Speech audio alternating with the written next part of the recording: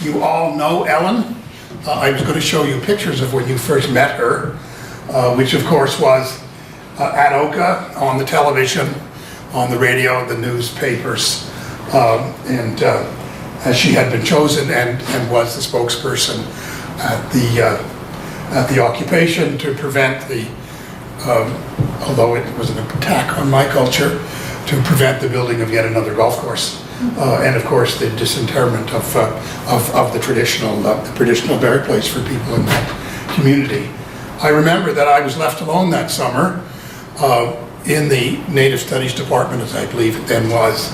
I think everyone had fled for summer, this, that, and the other thing. Even my colleague, I think, David Newhouse, was gone, which meant that the switchboard of the university sent all the calls to me because they were phoning up saying, what the hell's going on?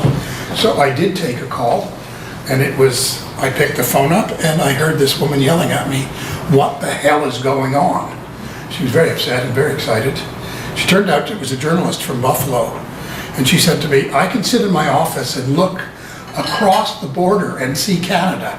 She said, it's always been a place of sanity, security, warmth, calm. What the F is going on up there? And of course she was talking about Oka and talking about the coverage and the excitement that had generated. That of course was not even the beginning of Ellen's activist career, and certainly hasn't been the end of her activist career. And she is now a nationally and international figure of resistance on many fronts, having to do with history, culture, language, and identity of Aboriginal people, the sacredness of their land, and the need to protect that land from unrestrained development.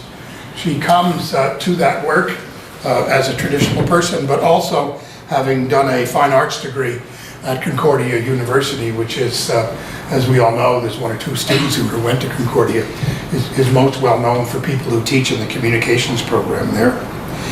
And she was, until what, 2010, president of the Quebec Native Women's Association. She's been heavily involved in the United Nations Declaration on the Rights of Indigenous People, as was Jennifer and Paul, who came here last week. So her paper will weave that, as the title shows you, into discussions of assaults on Native rights by pipeline development and resource development. So I'm thrilled to be able to bring Ellen Gabriel here this evening and to let her have the floor for as long as she wants. A couple of hours probably. She told me that when Mohawks get started, you know the rest of the sentence. Set your clocks, right? Ellen, thank you.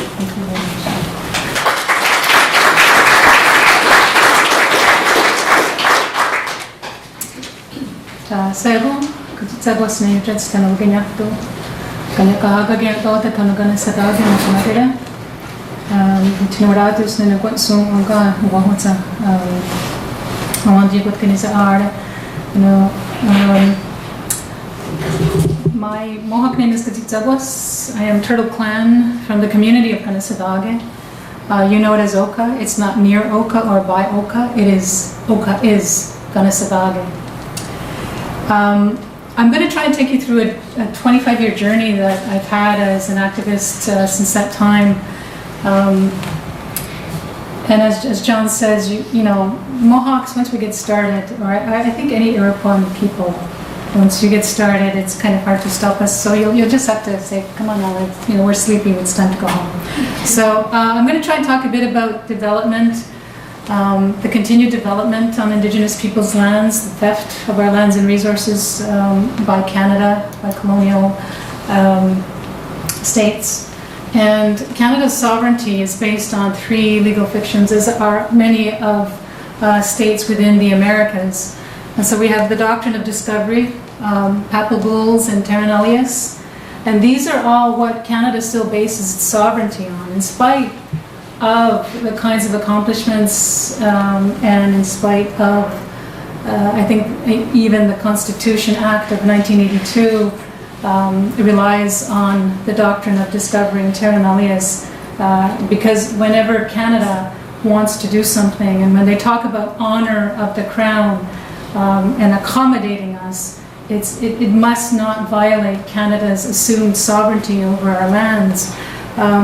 So Canada has a long way to go as a country in being honest about its origins, in being honest about the genocide that it and its motherland in England, and yes, I will say even in France and other countries, have committed against Indigenous peoples. In 1995, our community published a book, our history book of Kanehsatà, and I'm going to take you a little bit through what Kanehsatà is, because Indian Affairs still thinks that we come from the Mohawk Valley, and we did not. At least the people from Kanehsatà and Jokjaga, which is Montreal, did. There were people in the Mohawk Valley for sure. But one of the things that our elders taught us during this time of research is about peace, and that's what Kanien'kehá is supposed to be about. And Kanien'kehá is the big law, the great law of peace. And so the foundations of that peace are respect, peace, love, and strength. So we need all of those things to become a healthy nation. And as we know, the genocide, Indian residential schools, and everything about colonialism tried to take that away and tried to destroy that from us. So lasting peace cannot be achieved only through military or political means, but through a higher level of consciousness and understanding. There can be no lasting peace while fear or anger exists between people. And I'm sure Buddha and Jesus Christ and Allah and all the religions of the world, they would agree with the Iroquois philosophy on what is peace and how to achieve that peace. There was no philosopher that wrote it in a book. It was something that our people lived, and I say was. And so in Kanehsatà we had Sulpician priests, and Sulpician priests were blue bloods from France. They were not like the Jesuits who took an oath to poverty. They were actually rich blue bloods from France. And the second they arrived in the dead of winter around this time of year, and you can see, like is it Lake Bryce, you called it? Where you see the wind just, they're walking through the dead of winter in something like that. And only crazy people would do that. And they weren't crazy. These were businessmen who were disguised as priests. And they came to a village they knew existed, and they knew they would be greeted, they knew they would be fed, and they knew they would be kept warm, and in Kanehsatà. And the image, the Keystone Pipeline one is one I borrowed off the internet, and the other one is something I just did because of the pipelines and the prophecy of the two-headed snake. And it's a wonderfully written book. It's on our Cultural Center's website. And it talks about, it's a mountain that's really the narrator of our story in Kanehsatà, because we have something that we call Goa, and sometimes we call it Blue Mountain. And people from BC, when they come and see our mountain, they go, "What? That's a mountain?" So you have to put it into context of where you are. But one of the quotes, which I really love, is, "The people are emerging from their silence to protest. In great chunks, the land has been eaten up as if by a greedy serpent who leaves behind its children to spread misery and want amongst the people." And this is a quote that comes from the early years, in the early 1700s, around 1716, where this is where we're looking at right now is part of what you call Oka Park. And I saw this wonderful picture, which I know the chief is from Kanehsatà, and he was one of the chiefs, and I've been trying to find his name, maybe someone here knows his name. But Kanehsatà is the oldest community of the existing, the present communities, the Mohawk communities. We're the oldest community because we are mentioned in the roll call of the chiefs. We were the first community to accept Kanien'kehá. And the pottery shards found in Oka Park date at least 3000 BC. And so what you see is what we call the seigneury, and the Sulpicians, which Louis XIV, the Sun King, gave when he was a teenager to the Sulpician priests. It includes the Montagne, Gros-Blainville, and all those other areas. What Indian Affairs, and which is to the advantage of Enbridge and Trans-Canada and other peoples who are developing, this tiny little piece is what they consider Kanehsatà. And during the 1990 crisis or occupation, the government bought our cemetery from the municipality of Oka. They wanted to remove all our ancestors to extend their parking lot for the golf course. But they bought the cemetery for $1, which was a real insult, and we were informed of that during negotiations. But the other thing is that there was slated to be development here of condos. Well, we stopped that as well. The pines are still there, so that's one successful thing that we did that came out of it. But what happened is now there's condominiums all over here. And there's a bill called Bill S-24, which is the Kanehsatà Land Management Act, which gives the municipality of Oka, carte blanche to do what it likes, and we have to always accept. We have to accept what the government gives us. And so this is the two-dog wampum.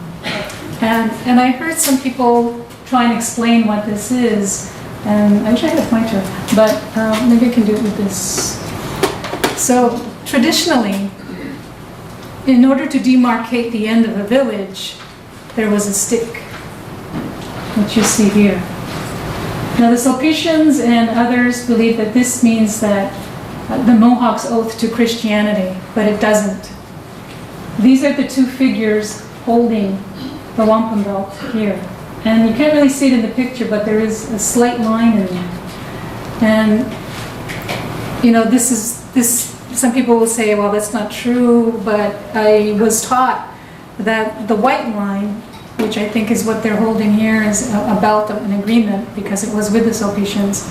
This is the land. This is supposed to represent the land, and these are the people. And the two dogs are at the end of each village, and so if there's any harm coming to the people or to the village, the dogs will bark, or the wolves will bark. It kind of depends on your interpretation. But it was not an oath to the Sulpicians. It was not an oath to Christianity. The Kanehsatà people always maintained that we never surrendered our land, and it always has been, and it always will be our land. But the Sulpician priests always, like they say, that the white man speaks with forked tongue, no offense to anybody here, but that old cliche was very true when it came to the Sulpician priests, because the Sulpicians would say, okay, we're going to ask your permission if we're going to cut some wood. And this is something that the Mohawk, the Kanien'kehá people in Kanehsatà wanted very dearly, because we cultivated the land. We were just waiting for flowers to grow around us and vines to grow around us. The land was cultivated, there was berries, and there was all kinds of things. So we were very careful, our ancestors were very careful in which trees were cut. Well, the Sulpicians turned it around and they said, well, the Mohawks are cutting trees over there. You go arrest them, because this is a violation of the treaty that we signed with them. And so from that time on, we've never had any peace since the Sulpicians, and they brought with them Christian Mohawks, Christian Algonquins and Nipissings. And there's a big debate right now about Kanehsatà and Tiohtià:ke and Montreal about whose land it is, and I can't go into it right now because we could be here all night. One of my heroes when I was a little girl, there wasn't very many people on the screen other than Tonto, who was exactly from Six Nations. There wasn't very many people that I saw on the big screen that represented people that I knew. And so Chief Dan George became a hero of mine, and later when I realized how great a leader he was, I started searching some of his speeches. And there's a speech in 1967 that he wrote for Canada, when Canada turned 100 years old. And if you want to Google it, you can. And it's a wonderful speech, but I think it's very relevant today as it was the day he gave it. And this is not part of the speech, it's another one. But we have discarded our broken arrows and our empty quivers, for we know what served us in the past can never serve us again. It is only with tongue and speech that I can fight my people's war. And if you look at how history has represented Indigenous people, you don't think of us as peaceful, right? Your history doesn't teach you that we are peaceful people. We're not going out bombing anybody. Barricade a road, we block a road. You know, when history, even in the US, you talk about the American Indian movement, the fights in Wounded Knee. Now we're talking about Oka, Kanehsatà, Ipperwash, Gustafson Lake. Those are all images that your children and your grandchildren and probably you have been taught, that we are violent people. But the violence has always originated from your government side, your authority side. And we have always been villainized, just like Bill C-51 will villainize once again, in another way, in a more deeper and more profound way, in a way that will cause us to not have the freedom and dignity and reconciliation and retribution that we have been seeking for generations. And I don't know if any of you in your studies read Kim Anderson. Do people here know Kim Anderson? Kim Anderson's a good friend of mine, and she wrote a book, Life Stages and Native Women. Is anybody familiar with this book? It's a wonderful book, and she's a great storyteller. Excuse me.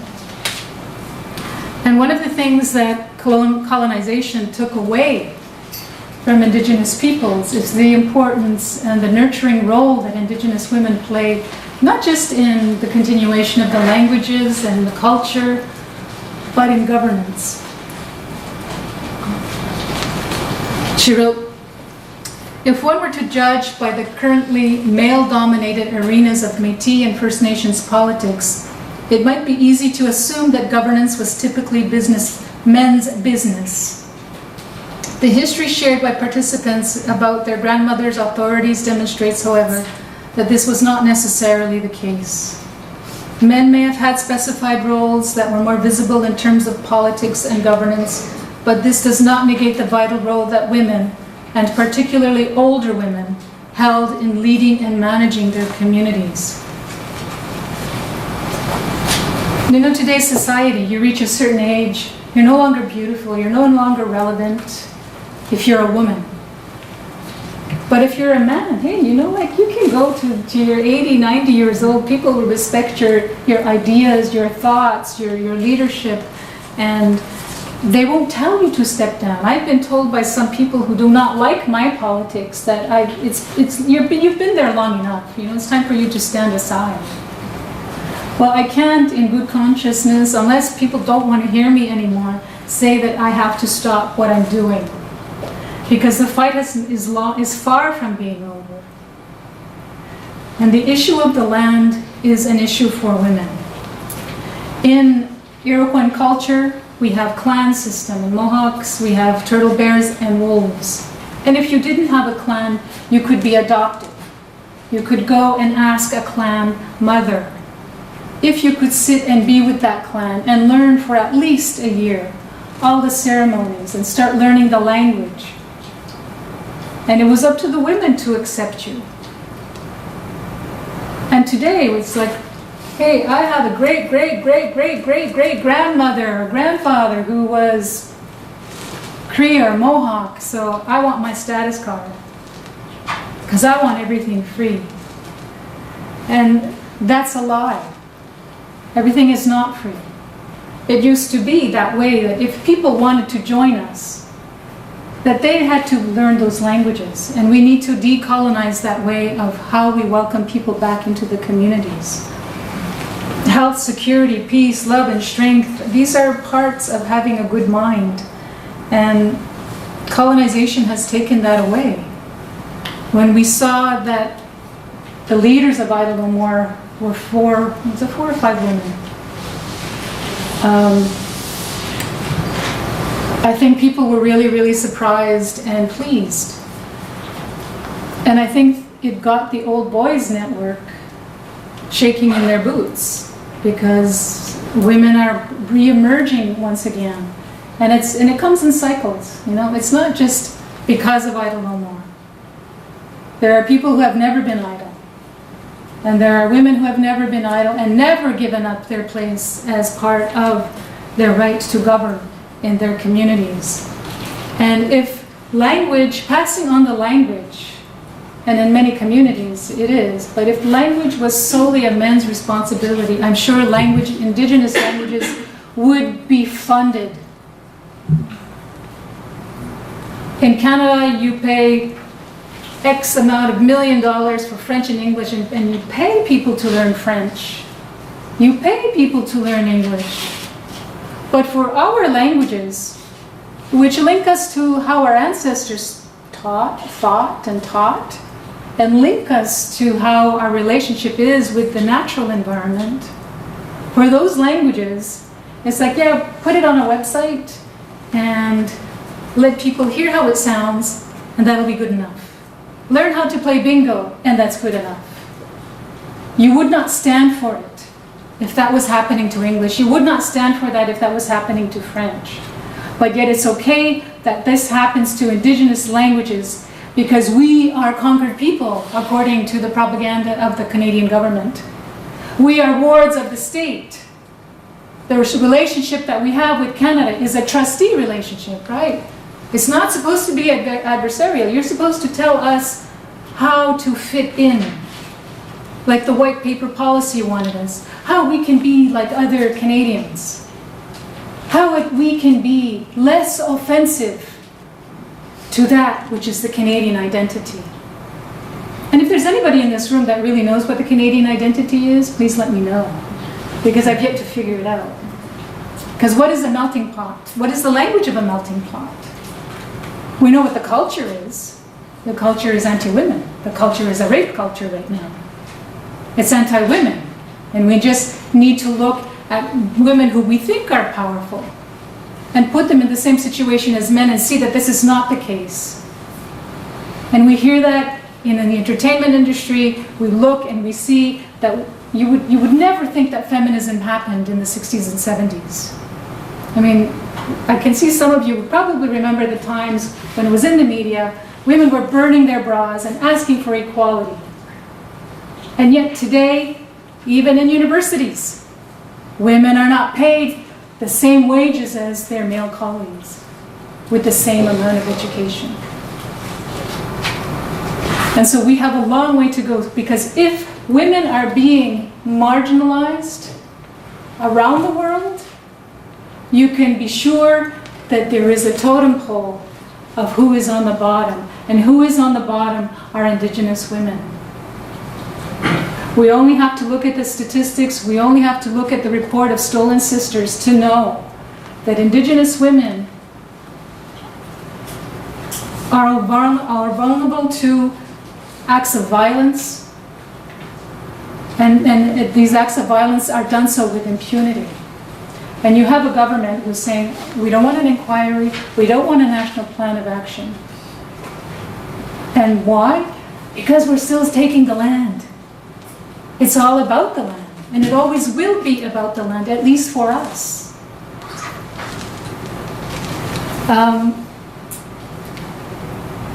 Mr. Stavenhagen, Rodolfo Stavenhagen, who was a great special rapporteur, I met him when he was during his time at the UN, and he talked about many things that colonization has done to Indigenous people.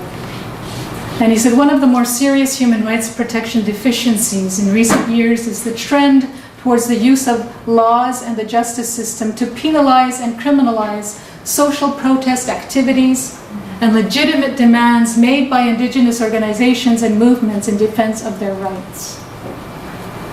And this is one of my favorite pictures of all times. Maybe someone here knows the young woman's name from Nosipagtag. But again, it's the women standing at the front. Any changes, any improvements, if you can call it improvements, within the Indian Act have all been done by women. It has been the women who have been pushing forward, and they did so by passing the hat and going to Ottawa. They did so by having meetings, not getting paid to go to meetings either. They did it because they cared about their children. They cared because they were not allowed to even be buried. Mary Tuax Early, who was one of the pioneers of the Aboriginal women's movement in the 60s and 70s, she started Indian Rights for Indian Women and Quebec Native women. And she said, a dog can be buried in Ganawage, but I can't. And this is because of colonization. And this is because that the women's are at least in Iroquois culture, are title holders to the land. Some of the fiercest people you'll meet are Mohawk women. But some of the kindest people you'll ever meet are Mohawk women. And so it's important that the voices of women, and especially the young women, they need to listen to the older women, as Kim Anderson was talking about in those days when we listened to our grannies, when we had the extended families, and we had that guidance to bring us in and to say, stop being silly. You know, you have a family to feed, you have responsibilities. We need to have those voices of women become even more stronger than what we see today. Recently you had Perry Bellegarde here. Perry Bellegarde is a friend of mine. And I appreciate the work that he's doing. But at the same time, the Assembly of First Nations was called the Indian Brotherhood. And it's always the men that we see in the front lines. And in my culture, the men protect the people and the women protect the land. And during the crisis, that's what the women did. We protected the land. We were the first ones to meet the police. We were the first ones to field the volley of tear gas and concussion grenades. We were the ones, the majority at least, who went from March 8th to that time on July 11th in these blizzards, cold days, and in front of fires, talking about it. And it was the women and some of the men who said the land is really important. We're not letting them take one more square inch of our land. And they said, we'll let the women lead the way. Unfortunately, your government doesn't respect women. Whether it was Brian Mulroney, Jean Chrétien, Paul Martin, dare I say Paul Martin, and of course we know Stephen Harper doesn't respect women. They could care less. They could care less about what it really means to have a nation-to-nation talk. And one of the things that we need to do as Indigenous people, as Ohana people, is to decolonize how we think about how negotiations should be. And that is bringing those aunties, those grandmothers, into negotiations. You know, right now at the UN, you have to be a lawyer, you have to study at least and read a few articles of international law. You have to have great allies like Paul Joff to be there to help you maneuver the UN system, which is, by the way, another colonial structure that continues to make Indigenous people speak with one voice. And it ignores that wisdom of the ages that was kind and compassionate and helped out. It is a way of being. It is a way of thinking about not just about yourself, but how you, as a living organism in this tiny blue planet, in this huge universe, what your impact is. And if we see that Indigenous government is going to succeed, it must be done on an equal footing for men and women. It cannot just be men that are making the decisions. It cannot just be men's perspective. It cannot just be about development. It cannot be just about one issue. And that's what Western society does. They pick one issue. What's the most important thing for you right now? Gee, I don't know. I'm hungry. Or I don't know if I'm going to be able to pay my bills next month. And what people have done, like TransCanada and Enbridge, the people that sit on those boards, and I see it, I'm sure, because I know strategic plan. How many of you have done strategic planning in your organizations? I am sure that from the time the Burger Commission was going on, that the oil companies did a strategic plan, whether it was 20, 30, 40, or 50 years, of how they were going to force not just Canadians, but Indigenous people into accepting pipelines by squeezing the market so that there would be no more jobs available. You're getting an education, but look, I mean, of course I'm an artist, so art is very different than, say, teaching English literature, philosophy, or geography, or anthropology. Artists is very competition, and so I believe that since the time of the Burger Inquiry, that the oil companies saw that they needed to coerce Indigenous communities, and that they would, and we see that now. We see that a lot of people working in the tar sands are Indigenous peoples. Why? Because there's no employment. We see that there is no way to have any kind of gainful employment unless there's somebody there to offer you a job. And even in the Burger Inquiry, he said, Indigenous people need to be able to use their land. The White Paper Policy said the same thing. Economics for prosperity for Indigenous people, it comes from for them being able to use their land. The UN Declaration talks about Indigenous people being able to decide how their land is used and how development will be on their land. And development is great. I'm not against development, but it must be sustainable. It cannot be this old dinosaur fossil fuels that we all rely upon. Every once in a while they inject a few things like, oh, the price of oil's gone down. We know we're going to go to the gas pumps and pay less for gas.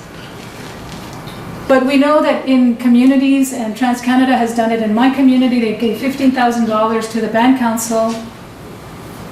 And it's really like crazy making, I can tell you that. They gave $15,000 to the band council to do a traditional knowledge study. So go to Oka Park and tell us where your medicines are. Where are your sacred spots? And of course the band council, because, and I mean no offense in any way, because most of them are Christian, they are really not aware of their own culture, about the sacred ceremonies, about the medicines, the value of the medicines, the value of traditional knowledge. And so they said yes. TransCanada has been paying our people to work on refitting some pipes. And so it's coercion. It's really taking away, and it's really a shame on us that we are accepting this, because we are supposed to be looking 7 generations ahead. So 7 generations from now, let's say the youngest person in this room is 22. So let's take that person, age 22, and go from 7 generations from now from that person. What kind of a world will they be living in if we accept the pipelines to go through pristine areas? This is paradise, eh? We're talking about paradise. We're not talking about some shithole meteor that's coming through the galaxy. We're talking about a place where we need to drink, where we need to grow our food, to be contaminated and poisoned by oil that is laced with so many carcinogens that it's a well-kept, guarded secret by the industry. And remember, but how many, okay, please raise your hands, because I know some of you are just nodding. Please don't be shy. How many of you remember in the 70s when they were talking about an oil crisis, and how many of you had to have your car sitting in line to gas up? Only 3 people? 4 people? 5? Come on, there must be more. I saw that, even in the tiny little community where I come from. And back then we were looking for what is sustainable? Where's the electric cars? So we know what happened to the electric car. Now we have hybrids. But we should all be driving them by now. It's 2015. What are we driving? We're driving SUVs that are better on gas. Double catalytic converters. Yeah, that's wonderful. And I love this quote because you can take this from today. Chief Frank, and I don't know how to say his last name, but he was talking to one of the pipeline companies, and he told Mr. Robert Blair, he says, "You are like the Pentagon, planning the slaughter of innocent Vietnamese. Don't tell me you are not responsible. You are the 20th century General Custer. You are coming with your troops to slaughter us and steal land that is rightfully ours. You are coming to destroy a people that have a history of 30,000 years. Why? For 20 years of gas. Are you really that insane?" This is in 1975, before some of you were even born.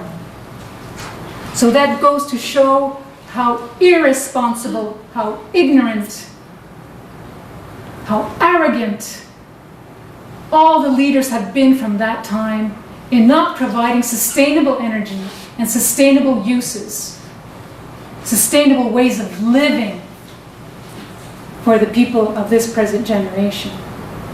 I think it's disgusting, I think it's a shame, but I think we all bear the blame. We all bear the blame because if we don't say anything about it, then we're saying, that's fine, that's okay. So let's kill paradise. Because we can live in our condominiums, and the condominiums can have a /greenhouse connected to it. And maybe we can grow food on the roofs, like they do in Montreal.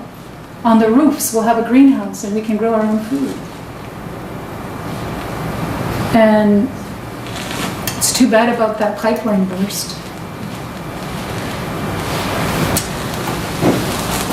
On July 11th last year, on the 24th anniversary of the crisis, myself and others delivered a letter to the mayor of Oka, who told me he wasn't in that day, but when we went into the offices of the municipality, he was shirking around in the corner and we saw him, and so he came over, and so we hand-delivered the letter to him and we recorded it. But we said we must sit and discuss a solution based upon mutual respect. Kahenera, the Great Law of Peace, and the UN Declaration on the Rights of Indigenous Peoples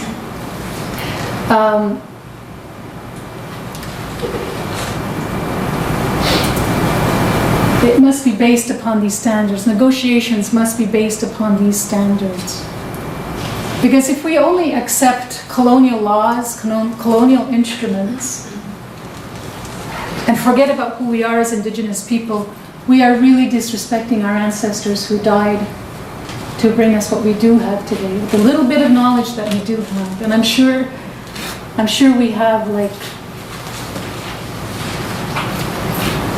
1/100th of the Indigenous knowledge that was here at the time of Columbus arrived. And so this is what Iroquois communities look like today. And here we're up here, they still call us Oka. And everybody still calls us Oka. And even people from Ganawaga, they call us Okapokas and Okachis. But it's a beautiful country. It's a beautiful place that we see our people used to live in. And how many of you have heard about the grandmothers who walk around the Great Lakes? Josephine. And I remember talking to her when the first round that she did it, she told me, we need to talk to the waters. We need to talk to the waters and tell them that we love them still, the water spirits. We need to tell the water spirits that we still care. That's a lot of walking by grandmothers, carrying buckets of water. And they had no money, they just went on their own steam. They relied on the kindness of strangers to put them up in their homes.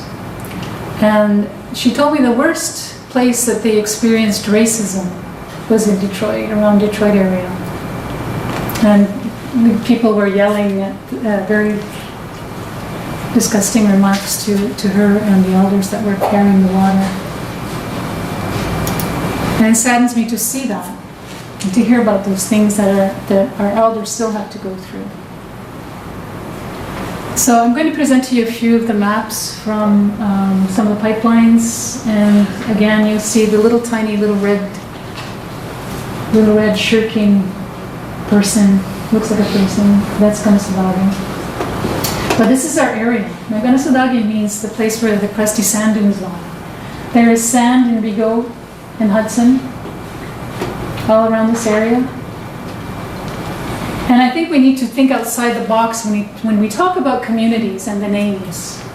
I think our communities were a spirit. And I think when people said we're going to Kanehsatà, they meant the spirit of this part of the land. And this is Montreal, Bizarre. This morning I crossed here. I crossed the river, I crossed the ice bridge to get here. My car, I wasn't sure was going to start, so I'm glad to be here. So this is Enbridge Line 9 and 9B, also coming right into my community, right there. And the things we need to do requires an expensive lawyer in order to fight this. It requires the open-mindedness of ordinary citizens like yourselves. It requires the negotiations with municipalities, provincial and federal governments, and it requires us to do our ceremonies, because our ceremonies are part of our sovereignty. In 1995, the Royal Commission called for a renewed relationship between Aboriginal people in Canada based upon mutual respect, recognition, responsibility, and sharing. And when we say sharing, I think a lot of people have a misinterpretation of what sharing means. For me, from what I've been told, is sharing means, okay, you can come and you can live off the land with us, but the land is still ours. It's still under our authority. It's still under our care. And people like to use like really weak, fluffy words like stewardship. Oh yes, Indigenous people, you have the stewardship of the land. It's a lot of good it did us to call it stewardship. Because we keep losing our land. And while we lose our land, we lose our connection to the land. And right now the government's pushing a lot of money into urban areas so that we can all flock to the cities. So we can become the civilized Canadians, participating, paying taxes, and being part of the Canadian dynamics and identity. And if you refuse, Bill 51 is just around the corner. If you refuse, well, the Canadian Army is, they're just on standby. And I put this up because it makes no sense what we're doing. It makes no sense what we're doing to the planet, what we're doing, because the planet's going to be here long after we're extinct. And we need this water. We need to understand the importance of water. It takes 2 tons of tar sands to make 1 barrel of oil. How many people knew that?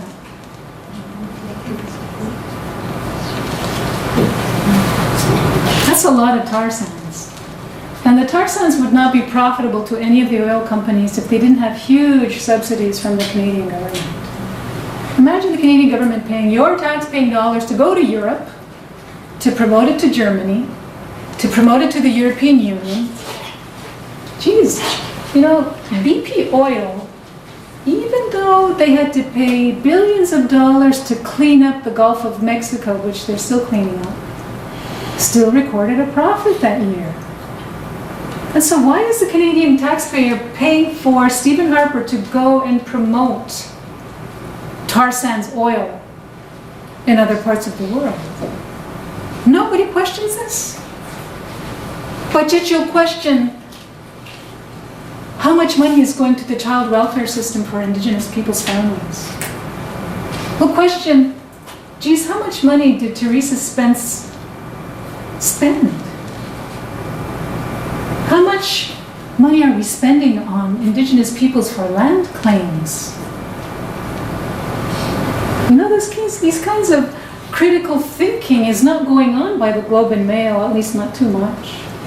It's not going on, definitely, in institutions like this, unless you're lucky to have a professor like Professor Malloy. Nobody's asking these questions. Nobody's protesting on Parliament Hill.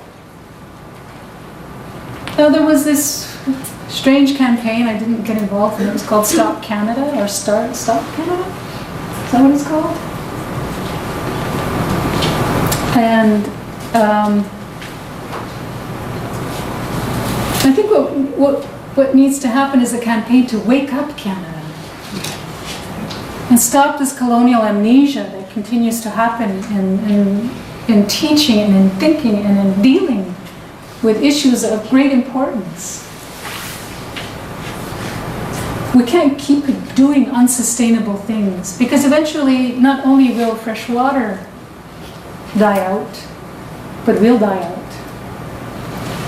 And there's a really interesting saying, and I think our ancestors knew this since they were children. But there's an interesting thing that the same air that the dinosaurs breathed, we are breathing today. So the same air that our ancestors were breathing at the time of contact, we're breathing today. So you can imagine what we're doing to the atmosphere today, that future generations will be breathing. If you look at Beijing, you know, I have a friend who just came back from Beijing, and people are wearing masks. The air is so polluted, you probably could float on top of it. You could probably walk on top of it.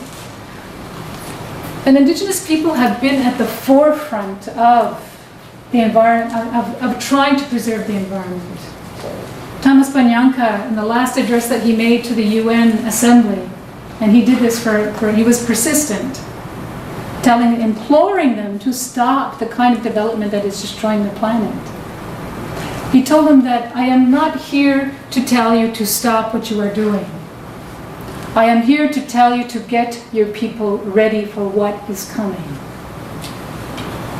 And people are talking about the winds, the rain, and this generation probably you're not too familiar. But my generation and older, maybe a little bit younger than me, we know that the winds are much stronger than they used to be. We know that the rain is kind of like someone's pouring a bucket from the clouds. It's not a gentle rain anymore. There's more hurricanes. And all of a sudden, scientists know this. So let's pay attention, because Indigenous people, they're a bunch of superstitious, folklorish simpletons. But I want to change that attitude, because if you look at what Indigenous people have contributed, whether it's medicines, 76% of medicines that we find in pharmaceutical companies come from Indigenous knowledge. Coffee, cocoa beans, corn, beans, squash, not the corn that Monsanto grows. Indigenous people gave so many gifts of their traditional knowledge, and it would be nice to be recognized, if not just to teach and to promote that kind of knowledge that is needed.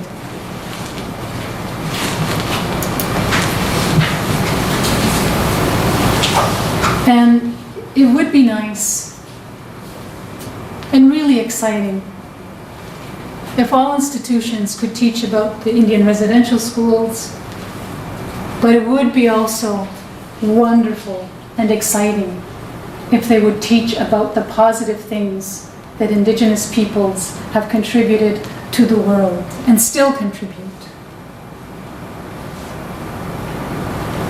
We talk about being very resilient people. Sometimes I think it's just because we're so stubborn. But the resiliency comes, I think it's part of our DNA, but it's also part of that kind of love of life The love of seeing a hummingbird, the love of that memory of our ancestors, you know, the memory of walking into a home and in the winter smelling that wood. I'm sure many of you here remember those times. You know, really, really simple things.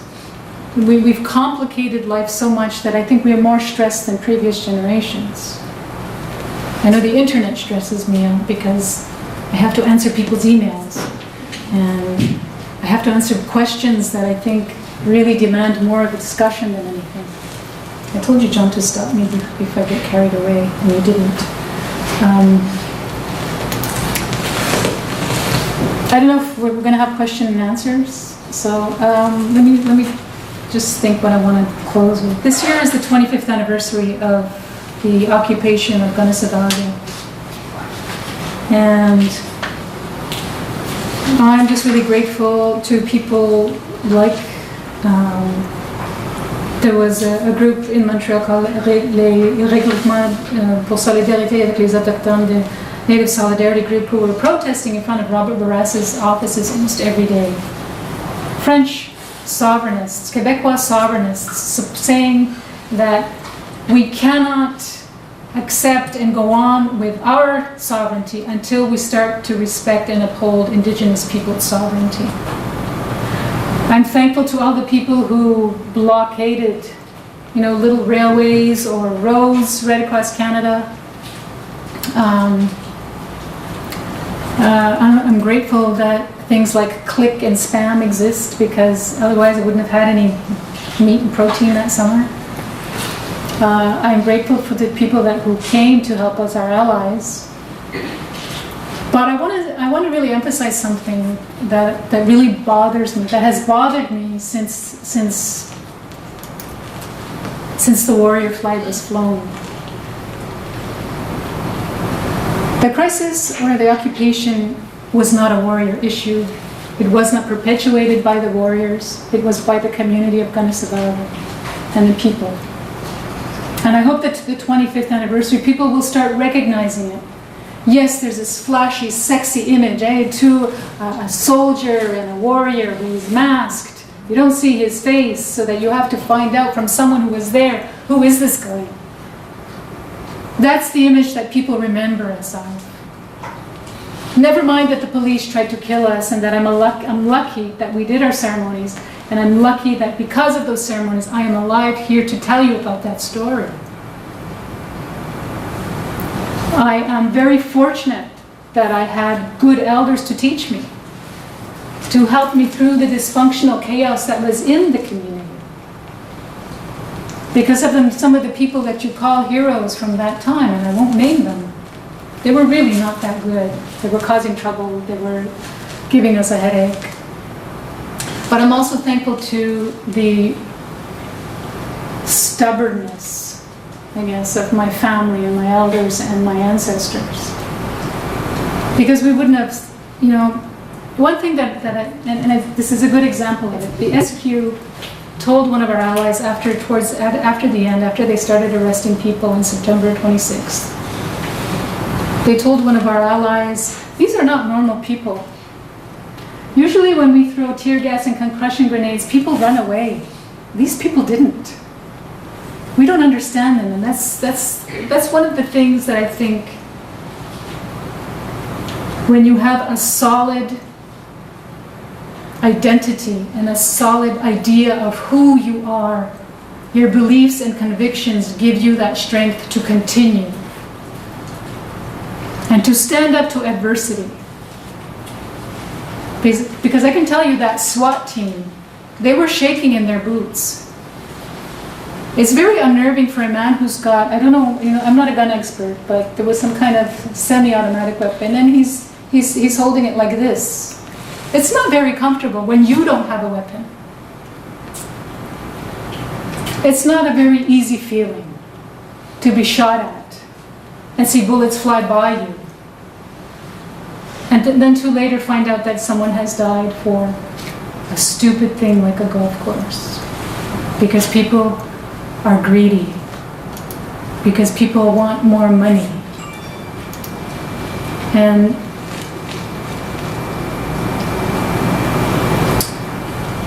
The people who, we had guys who were like on drugs and been in and out of jail, who quit drugging, and who really shined that summer because they felt they had a purpose. They felt like they were walking with their ancestors.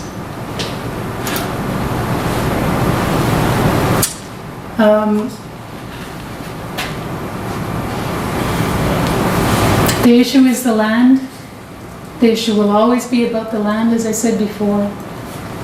The issue is not about a man who's wearing a mask and holding a weapon. And it's not even about a woman who stands in front of a guy holding a weapon. It's really about people. It's really about life. It's really about the beauty of life. And one day, we'll hear an apology.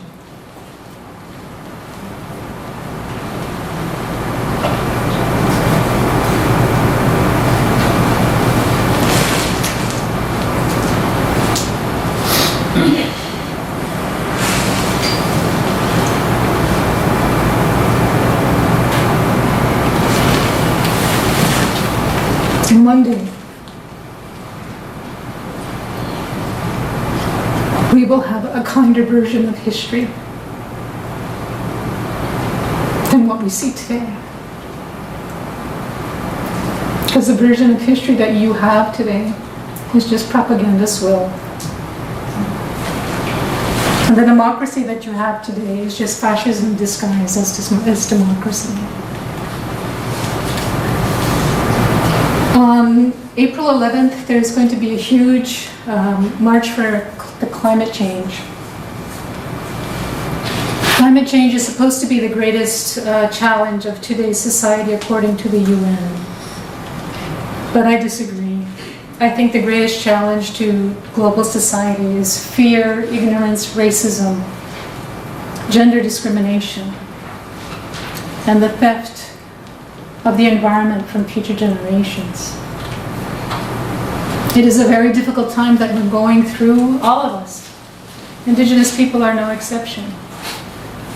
And I hope that this kind of thing will continue to go on, and that our people will wake up. Indigenous people, Goma people, Katsi'tsakwas, rise up. Because our time is now. If we do not do it now, it will never happen.